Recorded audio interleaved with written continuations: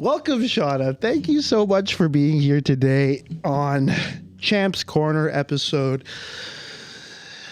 8. I'm going to say it's 8. I don't know if it's 8, but yeah. Thank you for having me. I'm so excited to be here. Absolutely. Absolutely. Yeah. Why don't you start off by telling me a bit about your journey as an artist, because you've obviously been an art vendor for, I think, 2 or 3 of our Champions of Hope shows. Yeah. So I've actually been art vending for 2 to 3 years as well. Before this, I owned an art collective called the Diva Den, and we put on events and did community stuff. It was a mixture of musicians and artists and 6 cats. I like to call it the place where the cats came. It was like a retirement home for cats. Oh, damn. Yeah. Damn. Was it really? Yeah. I had a cat that used to take showers with me. Oh. Yeah. He's a beautiful cat. Beautiful cat. Anyway, I also gained my cat from that house. We found her on the street downtown. Stray cat. We contacted SPCA everywhere. No one claimed her.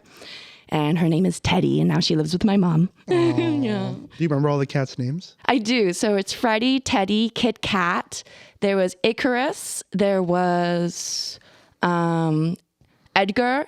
There was Celeste and Nova. And then there was a... No, the reason I asked because I love cats. We have 2 cats at my house, and yeah, they're just like little lions. So they're gorgeous. Yeah, I love cats. I wish I could have cats in my place now, but it's not a pet-friendly place. So it's so rare to find these days in Vancouver. Exactly, and that's why we were taking so many cats in. Yeah, that's fair. That's fair. So tell me a bit about the art collective and kind of your experience doing that. So the art collective was really interesting. It was my first collective ever. It was a communal house that I started, and it was really my first time understanding how it is to be... I didn't call myself an artist then. That's also the difference, I think. I considered myself more as like just a random person who's trying to bring people together. And I never thought I was good at art either. I always compared myself to the people around me too much. And eventually I gained confidence from having this art collective and doing things with these people and making friends. And yeah, not all the friendships or relationships worked out, but they made me grow as a person, like hugely. And I eventually started creating art when I felt like I needed an outlet. And it just kind of like somersaulted from that. Like it became like an outlet for me, and then it became a job because I couldn't find a job. It is very hard to find work while you're doing school in Vancouver, because if you don't have any time to work full time, no one wants to hire you. So out of desperateness, I was like, well, I need to make a job for myself then. And the first person who actually asked me to work was Armin from Yaman. And I went to work one of his gigs out of Cito's. And that's where I met Manny and Caden and Kayvon and all these other amazing art vendors, and found my community, it feels like. I had it with my Diva Den art collective, and then I lost it. And then I feel like I regained it again with this community I have now. That's interesting. Yeah, I kind of want to touch on 2 things, but why do you think you were hesitant to call yourself an artist at first? I didn't make a lot of art, to be totally honest with you. All my paintings and all the art that I've shown people, I've made it in the last 3 years. Like I had a sketchbook and I did do art. I did paintings for people and stuff, but I would never, as my ex-girlfriend said to me once, you don't want to be a painter, Shawna, because painters are egotistic. And I'm like, oh, I'm not an egotistic person. I can't paint then. But it just shows you it's not about you. It's about what you do with that skill. And what I'm trying to do with my paintings is connect with more people in my community and make a difference. Why do you think it's so important to find your community as an artist or whatever? Well, especially as a painter, you're very much alone in your practice. It can get very lonely. And when it's just you and the paint, yes, you're gaining something from it, but you could take it further. It's better to be connected than disconnected from your community. Something one of my teachers said to me once at Emily Carr really stuck to me.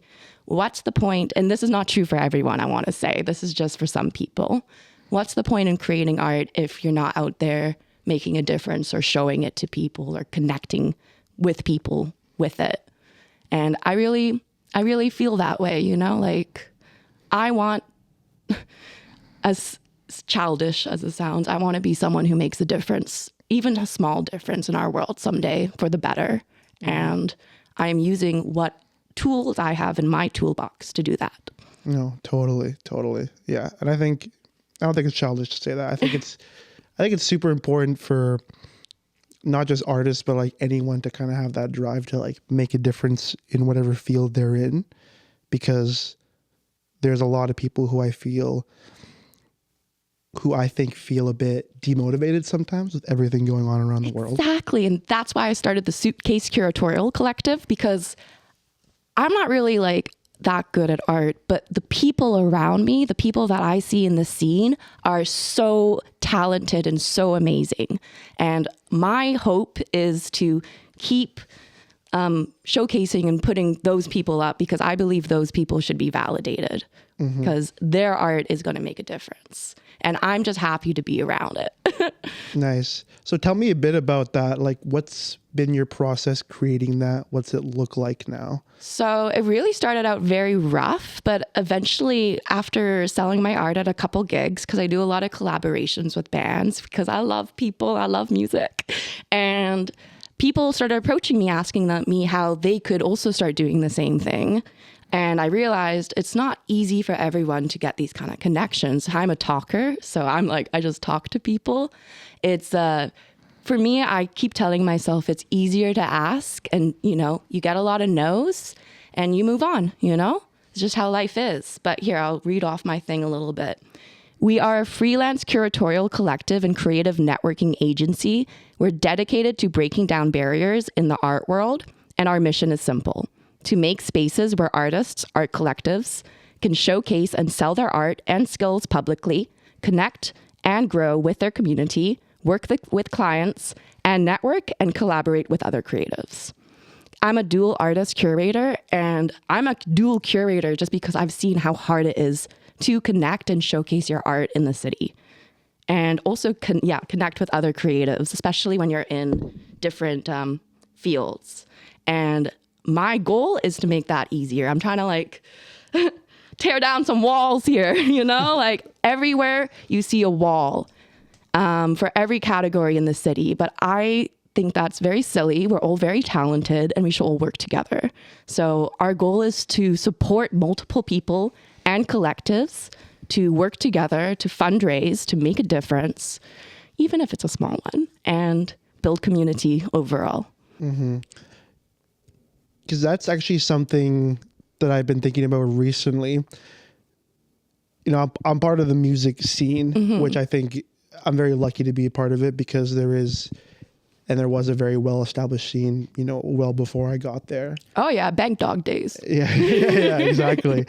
Do you find that it's sort of similar with visual artists, that there is already like a Vancouver scene, or is it harder to kind of find in this city? There's multiple scenes in the city, and they're hard to find, but there's so many talented art collectives and artists that are already doing amazing things in the city.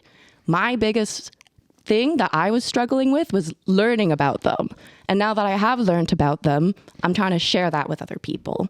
I'm not necessarily trying to make something new. I'm trying to show what we already have and make it easier to access. Mm-hmm. You're working on it being more accessible to Exactly. So people know where to go, what's happening.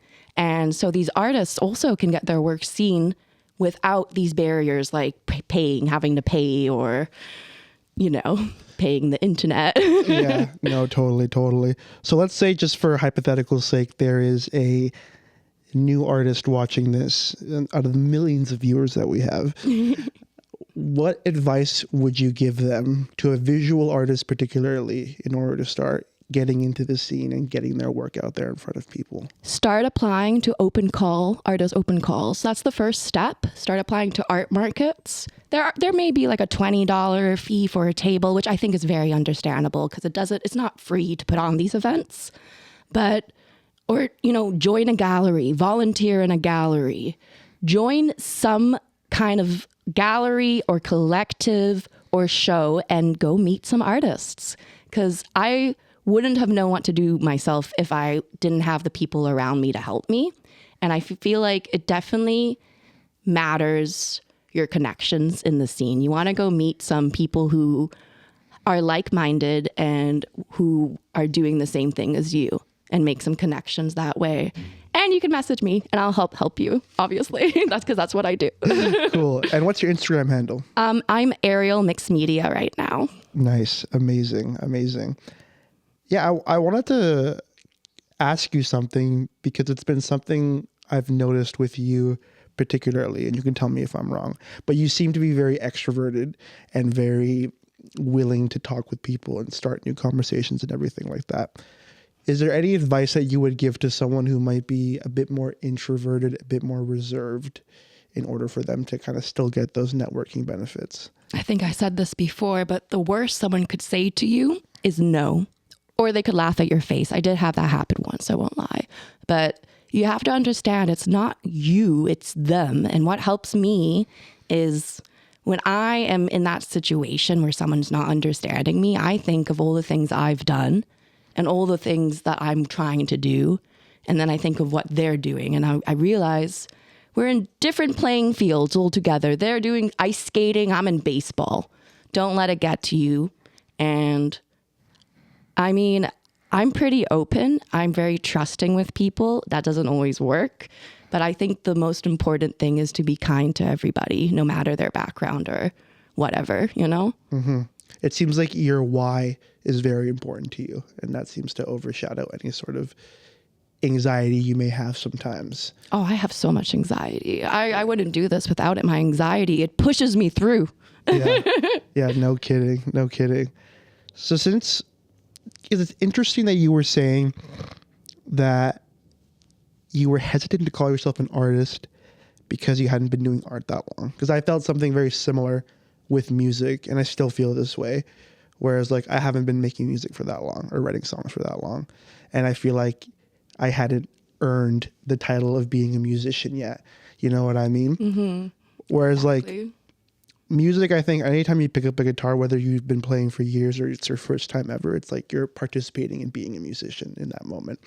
And I think being an artist, whether it's visually, painting, sculpture, doing any of that, whether it's your first time or your 50th year doing it, it's like you're contributing to being an artist. And I think living life is inherently a creative act. Exactly. And honestly, I know now that even back then I was an artist. I had like that scribble in my sketchbook, whatever. It still made me an artist. It's a label that I didn't want to identify with then, but honestly, I didn't feel like I was good enough to, and now I realize I am. Mm-hmm. Tell me a bit about that journey of kind of that path of not feeling good enough and then kind of breaking through that wall. And well, I should be totally honest then. When I really started getting into painting, I was going through a mental health episode. I was not doing well myself, and I was in school and I had to quit my job.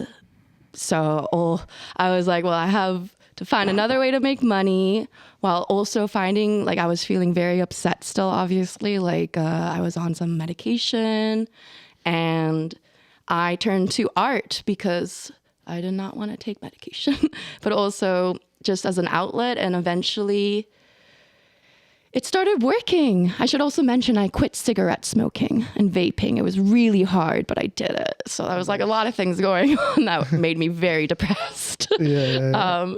But I turned to the art, and my boyfriend was there for me, I should say. He was there for me the whole time. Love you, babe. I turned to art to help me, and it did. I wasn't so much thinking, like, is this good or is this bad art? At the time, I was thinking the wildfires in Vancouver are insane. I should try painting some of this. Mm-hmm. And so I did a whole wildfire painting series and to raise awareness about the wildfires. And that felt really good. And then I went and started doing shows with Yeah Man. And it felt like, you know, even if it was a small difference, I was like showing people that I want to make a difference, or I care about this stuff, you know? And I guess that's kind of like the goal I'm trying to use. Now I'm like realizing, you know, maybe I don't know if I'll at the end be a painter, if that's like going to be my career forever, but I'm going to use the skills I have to connect with people and to make a difference. A big difference, little and big. Nice. What has been the differences you've made so far? Honestly, just raising a lot of money for charities, but that's good. I'm very happy to be part of that because it does make me feel like I'm actually doing something. I think the biggest issue we have in today's world is there's lots of talk, but not a lot of people walk the walk. And I still have a long way to go. I have a lot of ambitions when it comes to things I want to do, but this is a start, I find. Totally. Also, Champions of Hope is amazing. Thank you. I appreciate that. I think it's so important to, especially when you're one of those people who want to make a difference, to look at the differences you've already made and be careful not to discount those little wins, because I think in the grand scheme of things, like, big differences aren't made because of one major event. They're a result of a lot of small events happening consistently over time. Exactly. I'm trying to show people that I am for real. I am really trying to make this work for everybody, because I believe, maybe not in everybody, but in most people in Vancouver. Totally. Tell me a bit about your inspirations with painting and what kind of creeps its way into your work. So, as I talked about how much I care about things, I care about the environment a lot too. And one thing I found when I was oil painting is it's so toxic for the environment. So eventually I started adding more upcycled materials into my practice. Also because I realized if I use upcycled materials, it costs me less. So it's more time, but I don't mind spending more time on something if I can sell it for cheaper for someone else. Because for me right now, it's more about getting my stuff out there and getting my message out there than anything else. And and basically from there, I became an upcycling artist. So a lot of my art, paintings, prints, I use upcycled materials that I find from foraging, from the dumpsters. Literally, your garbage is my treasure. I like to study the placement of value when it comes to aesthetics. And I feel like we have a very warped version of what's valuable now in this society, like Labubu's. And like a joke I made to my friend, for example, is I'm going to go make a Labubu out of twigs, which I once used to make dolls out of twigs. You can do it. It is doable. You just got to have the skill set and the mindset to do it. So as an artist, that's kind of what I'm doing. And with that message, I'm trying to show that value can be found in some, like the simplest things. You don't have to buy value. It comes from within, but it also comes from the relationships you make with people. Totally. It's not necessarily like the inherent value the thing has. It's more about how we attribute that value. Exactly. And I should say, when it comes to my art theme, I do a lot of fantasy and sci-fi because I am very much, inspired by storytelling and myths. I'm a huge Dune fan, for example. I'm on the third Dune book. So I did a whole Sandman series, but I made the Sandman the sheriff because honestly, the Sandman should be the sandworm should be the sheriff. Sorry.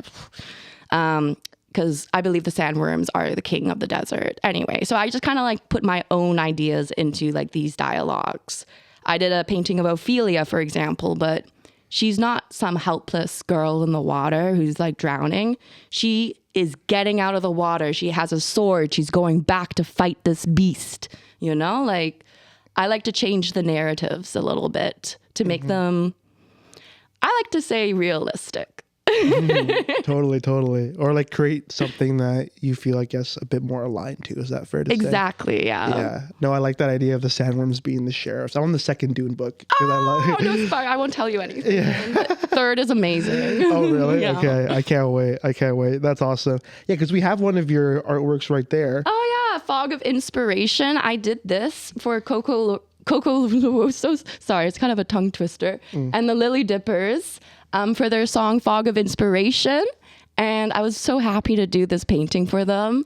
They said kind of do whatever you want. So I kind of just played the song on repeat for 4 hours. I love it. I love that song. And I started painting, and I ended up painting very fantasy theme. Like, I kind of thought of it as like a sesh in the park. And then you got like the castle and like the kingdom in the background. But this is a moment where it's just you and your buddy, and you're just remembering, you know, you're being inspired, but you're also remembering how it is, because it's hard to follow your inspiration as well in the city.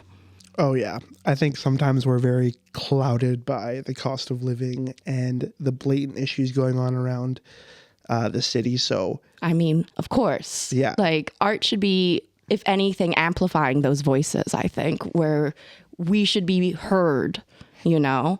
For example, one of my most popular paintings is my painting of Ken Sim.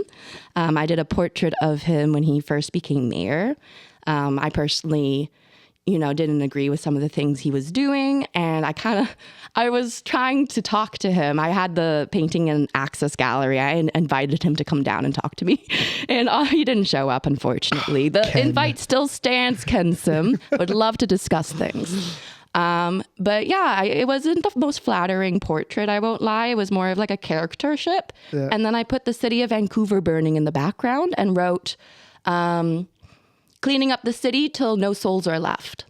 Because I advocate to cleaning up a city, but there's, I think, different ways you can clean up a city, and the way that maybe he's thinking of doing it is not the way I want to, if that makes sense. No, it definitely makes sense. I think some people view it as like sweeping the dirt under a rug. Exactly. And you know, you shouldn't be doing that. You should be making a castle out of that dirt. You know, use what you got and make it better. Don't like ignore problems and let them fester. So I guess also with my painting, it's kind of a call out. I'm not trying to like upset people, but I am trying to get their attention to a degree. Absolutely. And I think art and activism have a very strong connection to it, right? And I'm not the right person to like always say something. So that's why I really enjoy curating artists who have a story to say or something that's important to say. Yeah, totally. Yeah, it's interesting your approach to working with artists, because it's kind of similar with what we're doing with musicians, where where it's like I'm not the best musician like by far, but I've seen so many great bands out there that I feel like very talented personally. Thank you. I just feel like there's so many musicians and bands who like do the work, who have such beautiful songs and just like need a platform to play, where, you know, their income isn't determined by, you know, ticket sales, XYZ, right? It's the exact thing, but I also want to connect the artists with musicians, with actors, with like writers, because it's more than just us at the end of the day. If you stay in your bubble, all you will know is that bubble. You won't know what's out of it, and you won't grow. And that's the biggest issue I've seen with artists that I know, is that they're not growing, and they're scared to grow because they're scared they're not going to be understood. And that's where I come in, and I will make sure that I get them to the best event that will treat them the best and that they feel like they're really validated at. Do you have any events coming up with the Suitcase Collective? Our next event actually is with you, Champions of Hope, in 2 weeks. Woo! That's going to be fantastic. We did just work a Halloween show, and we do have vendors at Sonic Garden and Little Cow concerts. Sometimes it's kind of like a rotation whenever someone's free. And I have an art show coming up in 1 week, Digital Fantasies. It's put on by the Suitcase Collective, but also the Last House Collective. I'll be showcasing my fantasy art next to Darius Saxima. I cannot pronounce his last name. Darius Saxima what? Saxima. I need to work on that. Embarrassing. Anyway, his art is also showcased, and he paints men who Photoshop their muscles on social media. So this whole show will be focused on what we see online, actually. There's going to be a few very interesting paintings that I think really like bring into conversation our online identity versus our in-person identity. Because I will tell you right now, I have gotten farther ahead by talking to people face to face than I ever have on social media. 100%. And I think people are craving that more than they know. Yeah. And there's only so much I think you can do with social media, especially if you're trying to make an impact. Exactly. Yeah. Like it really does happen in person and in those events. Social media does help. It's a different kind of platform though. It's not necessarily always perpetuating the truth, which is, I think, one thing that I don't really like about it is because like sometimes I don't know if it's a joke or if it's actually true. Like satire. Yeah, I love totally. satire though. Ugh. But with in person, you can kind of get a better feel of things sometimes too, and people honestly know you're genuine as well. And people always forget about the silent generation. Those are like the people who are older than boomers. Like, they're not in depth with social media. Not all of them, at least. If you are, fantastic. Like, good for you. More power to you. Yeah, but you don't want to seclude people. I know so many friends of mine who have deleted their social media because of how toxic it has become to them in some way or form. And I still want to reach those people. So I have an email list. But I also have everyone's phone numbers. And I will call and I will check in.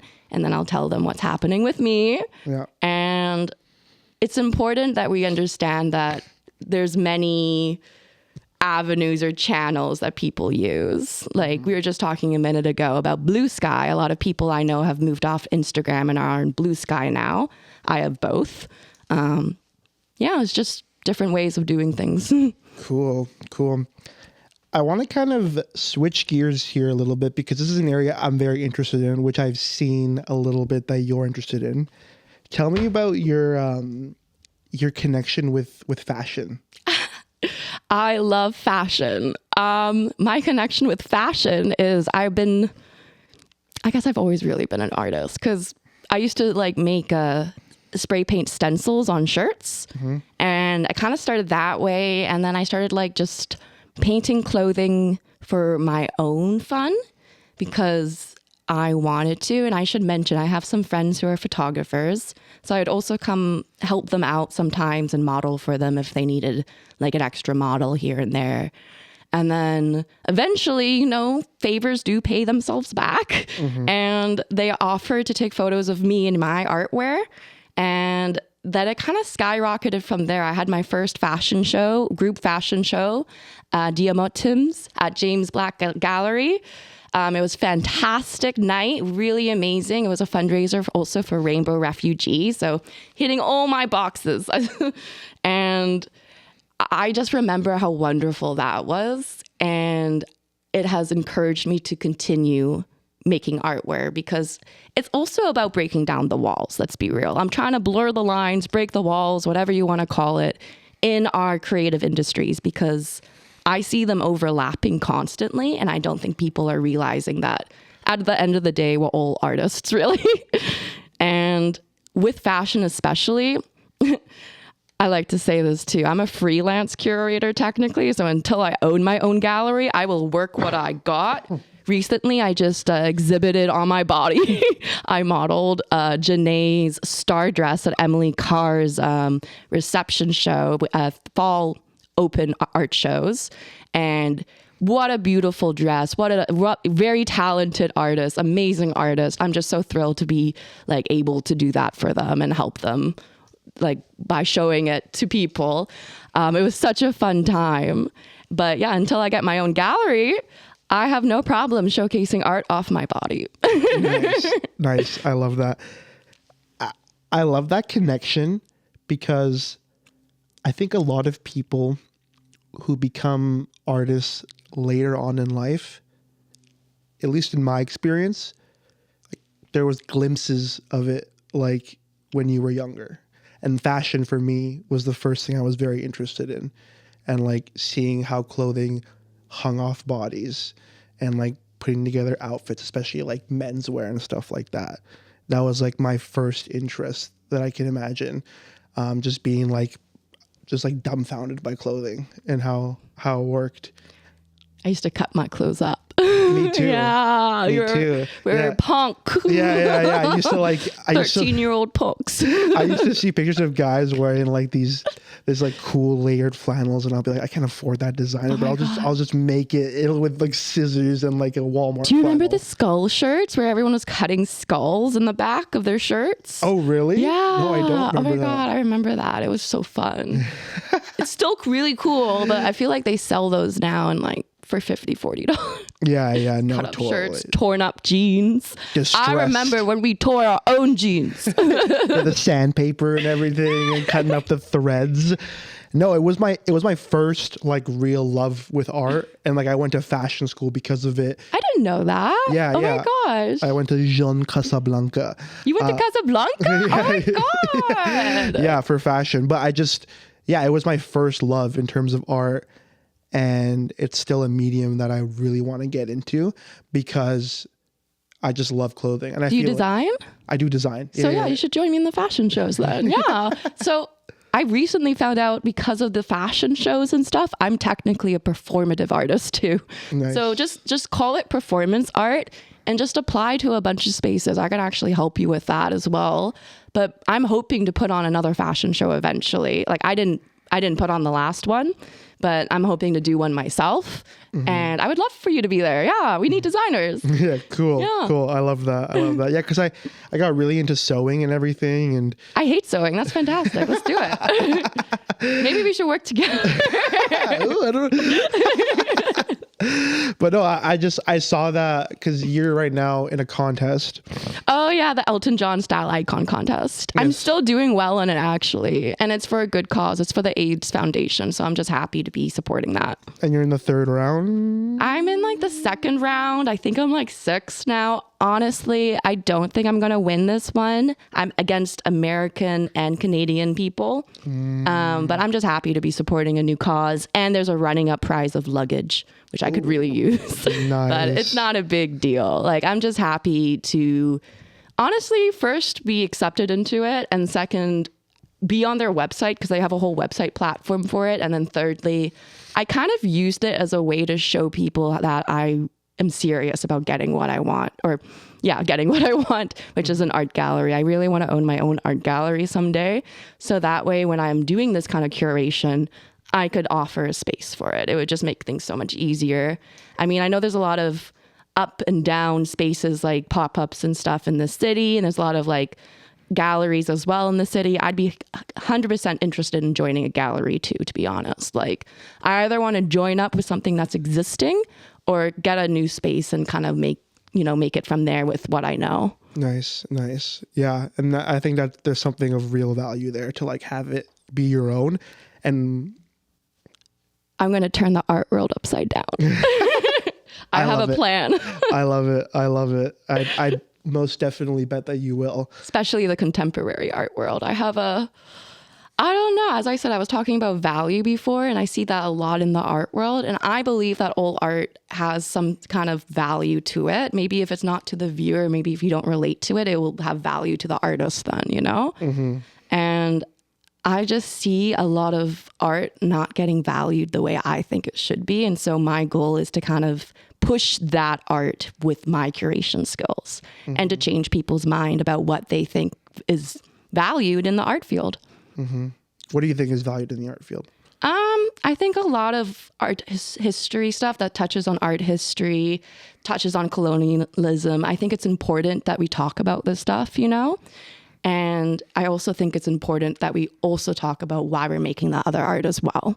Mm-hmm. Like as a settler here, I'm not from here. I'm very privileged to be making art in Vancouver, Musqueam, Squamish, Tsleil-Waututh Nations. But with that in mind, I also want to make art that connects me to my home. So, for example, I'm doing this fantastic painting right now of Vancouver. I'm very proud of it. It's very big. And I'm doing all the little connections to my home in it. So I have the bears and the wolves and the fish and the people. I put some of my professors in it. They don't know that unless they'll listen to this podcast, which I don't think they will. So, I'm just kind of like sneaking things in and honestly, like, make a difference in my own way by helping and putting spotlight on the people who actually matter. That's what I care about, right? Nice. I love that. What do you think, what or who has made the biggest impact on you thus far? Oh, that's a lot of pressure. Oh my. I would say Mannix. I think his whole attitude when it comes to art vending and also how dedicated he is towards it is really inspirational. His world building and his art practice was also really beautiful. I'm very envious of it. I've actually taken a bite of his pie, if you want to say, in the sense that I started doing my own world building because I was inspired by him with my fantasy creatures and stuff, which are very valuable indeed. Dragons are cool because we grew up with them and they were a safety blanket for us. Nice. But, dragons weren't cool for everybody. So we can talk about that too. Yeah. But yeah, I think to be that young and to be doing what we're doing right now is very inspirational. And yeah, I think he's had my back through it all, which I really appreciate. So I wouldn't be here without my supporters. Big shout out to Manny. Big shout out. And Kaden. Mustard Masher. I met those two at my first show with Sleeping Goblets. Yeah. Nice. That's awesome. It's hard to work in the scene. I used to date the girl, but she's my bestie now, Maddie Kamiya. She was doing Trash City Productions when she was 15 years old. And that was a huge, like, putting on shows at 333 kind of thing and, like, just doing, like, crazy stuff. And it's a lot of pressure, I can't speak on everyone's, like, personal lives and stuff, but I can definitely say that putting on shows takes a lot of work. And, I do admire the people who are able to do it. And hopefully someday I will, be able to keep pushing what I want to do with the art. I'm very inspired by people like that. No, it's great to see people doing that work and putting it in day out, because it's like you said, it's not the easiest thing. It's not like we're getting paid. No, it's not like you're getting paid big bucks to be able to do that. Yeah, totally. That's awesome. What have been some of your favorite artists on the scene thus far? Oh my gosh, I don't want to pick favorites. Not favorite, but like ones that stick in your head. And I'll preface this by saying that all art is of value and I love everything. Let me see. I want to look up their usernames quickly. Make sure I got their right. The right handle? Yeah.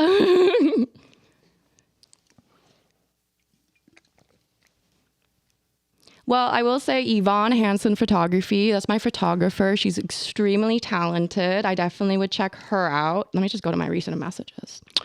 Darius I talked about, but there's also Last House Art Collective. They support a lot of emerging artists, and everyone in that collective and who goes to those shows and shows art are extremely talented. And when you asked that question, I basically just thought of them. I thought of like a mass of people.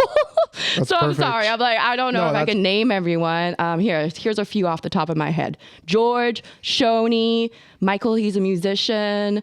Chronic Fatigue is great. Lavender Full Bloom. We work together Serena. At your show. Cloud P, Steven, Carrie. I could keep going. Yeah. This is the thing. I'm very bad at choosing. I like all art. If I really don't like your art, you will know. But it's very hard for me not to like people's art, I'm pretty open-minded when it comes to it. Because even if I'm not like attracted to it, if it means something to you, that's what is attractive to me. If that makes sense. That makes 100% sense, because I feel like I'm the same way, especially with music. It's like people who are able to just go up there and share a song, to me, like, I'm sold immediately. Even if it's vulnerability. Yeah, the vulnerability, 100%. People who are like willing to open up and share that stuff. For me, that's like yeah. And I'm even sold. sometimes teach you something new, because I've learned so much from the exhibiting artists in my community and the people I've worked with. If I wasn't learning every day, why would I be doing anything, right? Like, what's the point? 100%. Yeah. I think learning is a lifelong Learning, process. growing, getting better. Exactly. That's awesome. Well, usually I end on this one question. And I stole it from another podcast. I can't remember his name. It's like Andrew something. You can like slot it in after, like with a robot voice. Andrew. But I kind of morphed it a bit to fit with artists because he does it with entrepreneurs. But so let's say like all your art, all your work with your collectives, everything just ceases to exist. What would be a core message? Gone? It's gone. It's no trace of it. No one can remember it. Call you back. If you want to, No, it's okay. Okay. I'll call her back. what would be like a core message that you want to leave with people about your work, your art? So my art does exist. It doesn't exist. Oh, it doesn't exist. No. Well, then I'd have to probably use my words. And I'd want to say, be kind and understanding to everyone. One of the most influential quotes that I think of as well is, try to picture yourself in someone else's shoes and walk a mile in them. You know, it really will change your thought process. I love that. I love that. Well, Shawna, thank you so much for coming on and Thank you for having me. and sharing this time with me. It's been an absolute pleasure. We will be catching you at Champions of Hope Volume 6. And I hope to see you in a week at Digital Fantasies. Yes. Yes, you will. Just pressure. It is on the air now, so there's no going back. Yeah. That cornered you there. But yeah, please keep doing your work. You're doing amazing stuff for so many artists, and you're making a huge impact already. And I can only imagine the size of the impact you'll be making. Well, we're going to keep working together and we're going to make a huge impact together, I think. Yes, we will. Yeah. One show at a time. Exactly. Okay. Okay. Here's the little exit music I have. Beep. It's gonna be a bit loud. It's just.